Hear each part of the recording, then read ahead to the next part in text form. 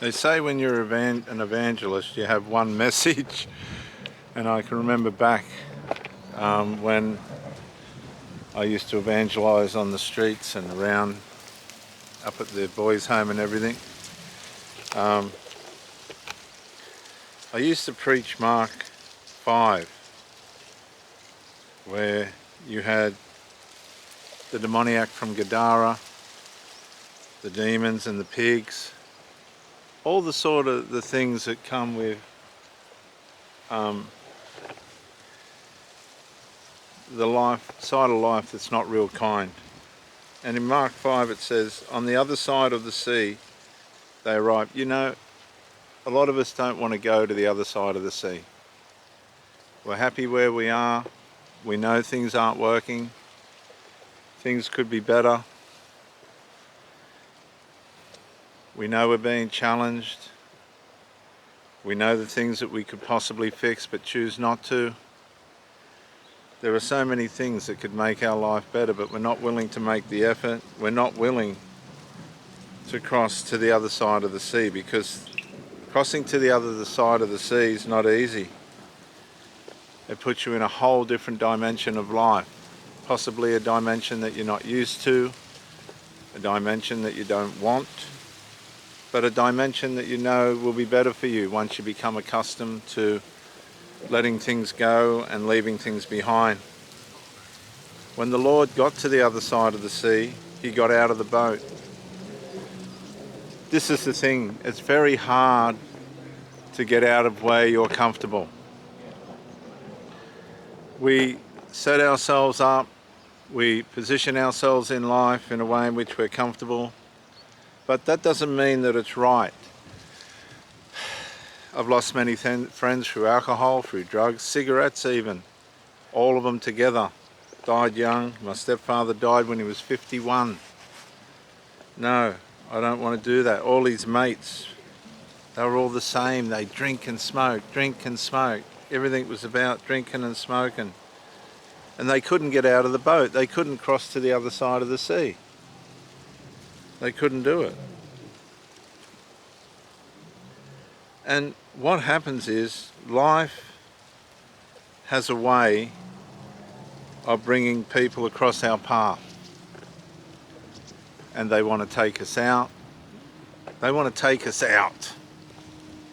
Our vibration is different to theirs. Our light is different to theirs. The way we live life is different to theirs.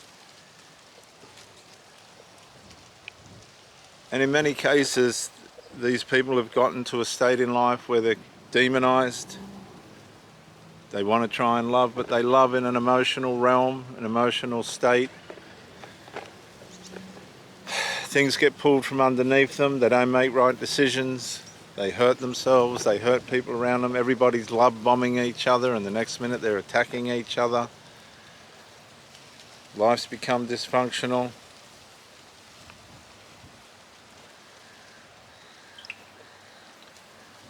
And when you cross to the other side of the sea and you get out of your boat and you drop on land, you're not always well received.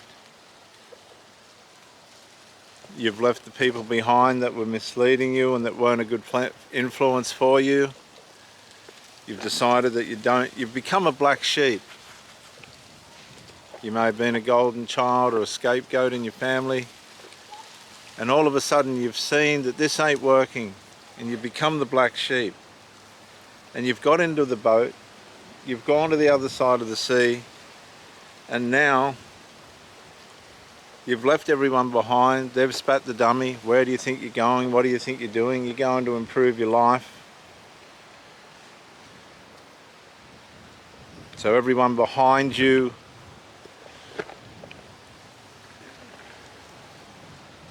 is accusing you and rejecting you and mocking you and attacking you for leaving them behind. But you're determined. You're determined to get to the other side. But when you get to the other side, Jesus was met by a man, by a person with an unclean spirit who came running out of the tombs towards him to attack him. And this is what happens to a lot of people. Christians come along who have got the light, chosen ones who have got the light. They come, God gives them an opportunity to be influenced in a different way. They come not preaching the gospel,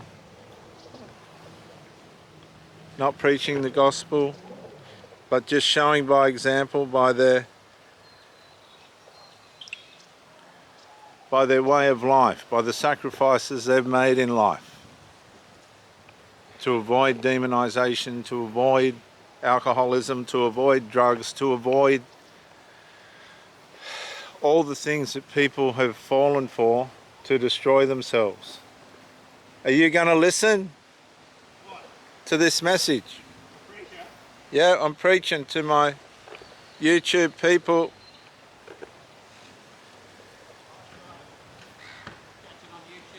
Righto. You too, mate. Love that family of yours. We've all just come in from Wingen. Look at that, spectacular.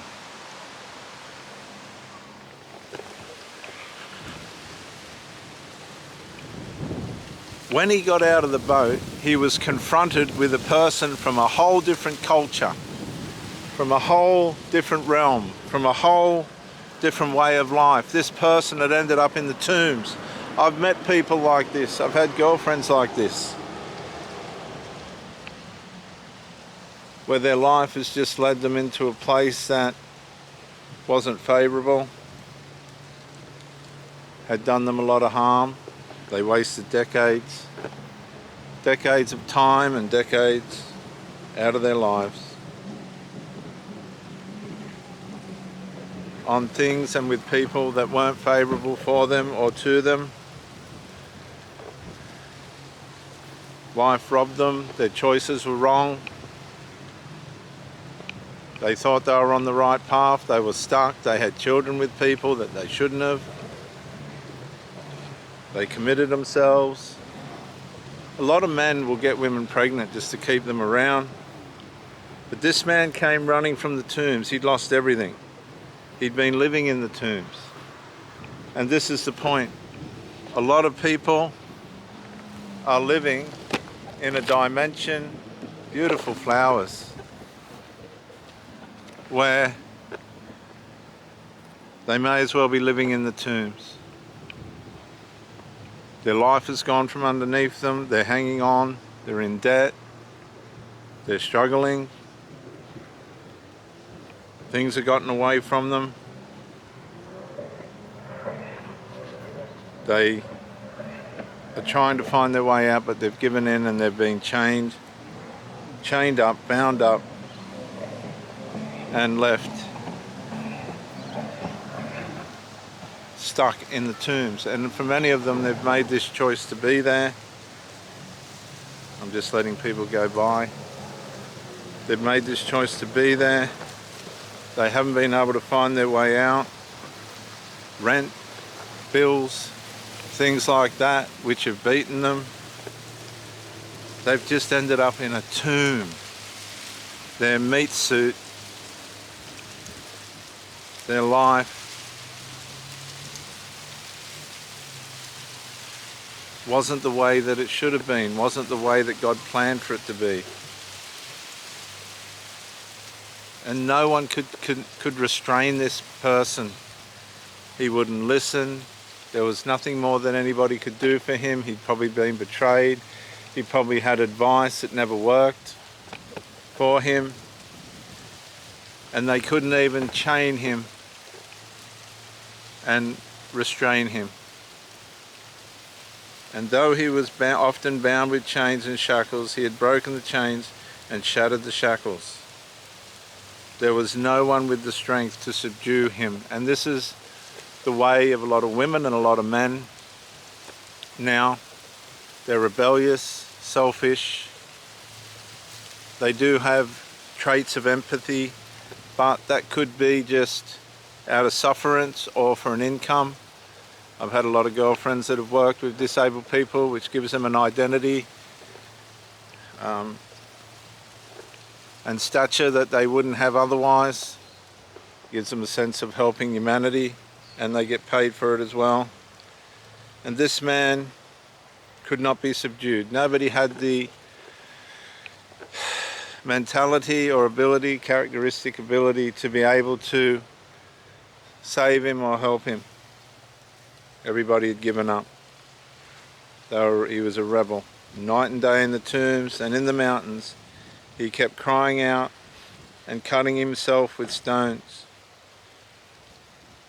And this is the whole thing, viewers, and this has happened to many of you. When the person saw Jesus from a distance, he ran. He ran. This man wanted to kill the Lord. He ran at the Lord. But he was running in the right direction. He saw him at a distance and he ran. He ran to take him out. He was going to take out the Lord. He saw him from a distance, and many of you have seen Jesus from a distance.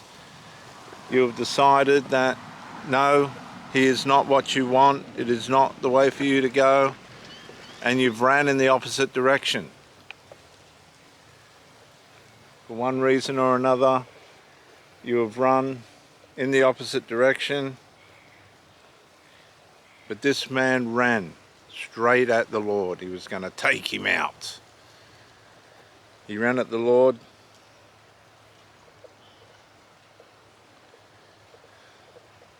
And when he arrived where the Lord was, he fell on his knees.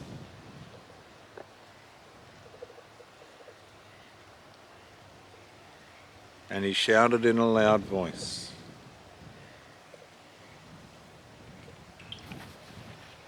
many of you have had the opportunity to run towards the good Lord. You have seen him in the distance. You have had people that have come into your life and shown you the light. He is the light of the world. They haven't preached to you. They haven't tried to force Jesus on you or anything like that. They've just come with light to love. And it might be the only opportunity that you get to see the light that way. Although I've seen women that have had families that they've criticised, and some of these people that I've seen have been the most compassionate and empathetic people you could ever see, nursing each other, even in old age.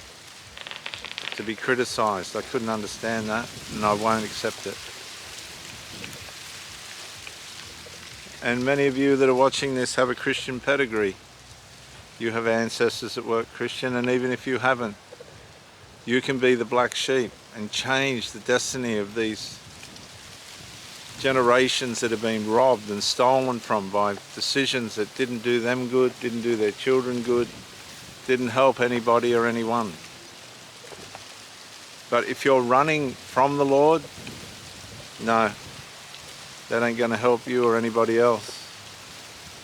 If you're running towards the Lord, even if you want to hit him, even if you want to take him out, you are running in the right direction. The closer you get to him, the more you understand who he is.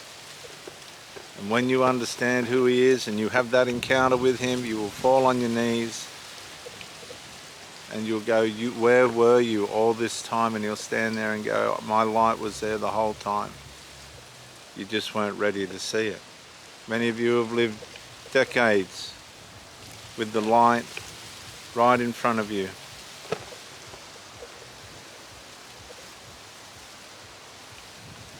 And you've chosen selfish things to avoid it.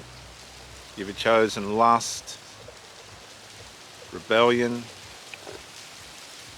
drugs, alcohol, and other things to try and soothe whatever your problem is. But no, you've been running in the wrong direction. It's time for you to turn and run back towards the Lord.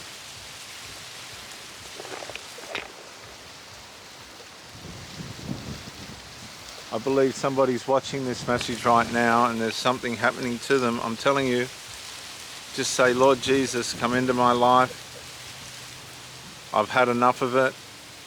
I haven't been able to find my way out. I haven't been what you planned for me to be. I'm sick and tired of the life that I have and the way that it's gone. I've made wrong decisions over and over again. I've been deceived by myself, like the rest of us. And I'm at that place now where I need you to help me. Jesus cast the demons out of that man. They went into the pigs. The pigs ran into the sea. Isn't that interesting? Jesus come from the sea. The pigs ran into the sea. You have to have your encounter with Christ, and if you do, don't miss it. Don't miss your opportunity to change your life for good. I know this is a bit of a Christian message, but I'm at the point now where I understand who changed me and why I got through the way I did. It was because of the one who hung on the tree and the people that led me to him. I pushed, I kicked, I screamed, I played up, but I got saved. And it changed my life. The Holy Spirit filled me. I got the opportunity to minister to hundreds of people, thousands, in prison and on the streets and in the church. I left the church. I just wasn't cut out for it. I was more the outside person. I wasn't any good to people in the church. I was more of a person that was like Christ, who would go and find the demoniacs and give them the opportunity to be free.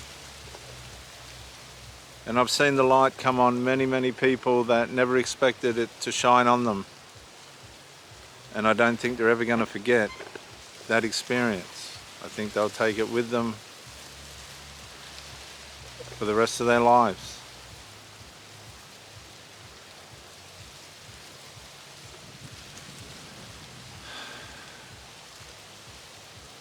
Many of you have made choices that didn't have to be the way that they were. Many of you have neglected things that didn't have to end up the way that they did.